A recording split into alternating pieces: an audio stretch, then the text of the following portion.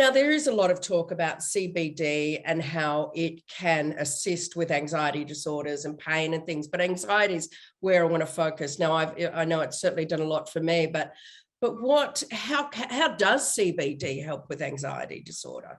Yeah, so on a kind of biochemical level, we all of us make our own cannabis-like compounds within the body that we call endocannabinoids, or cannabis that's produced by the body. The major mechanism by which CBD works is it stops the body breaking down these compounds we make ourselves. So we produce these compounds called anandamide and 2-arachidonyl glycerol, which are the major endocannabinoids. And usually these would be produced by cells throughout our body. They'd last for a very short period of time, and then our body's own enzymes will break them down and inactivate them. And so one of the main mechanisms by which CBD works is it prevents that. So the chemicals we make ourselves just hang around that little bit longer, so they have a little bit more time to act and can do a bit more of a job, really. So that's the main mechanism. Wow, that is the first time I've heard that explained that way.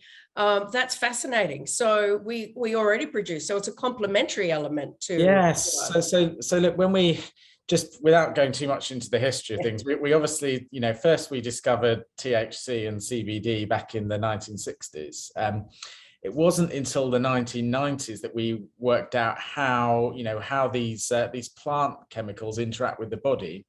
And then obviously the body didn't evolve a number of receptors just to work with plant chemicals. And so since then, over 100 chemicals that the body makes itself, what we call the endocannabinoids, have been identified. And we've started to research this whole system that goes on with within the body of our own cannabinoids, interacting with these receptors.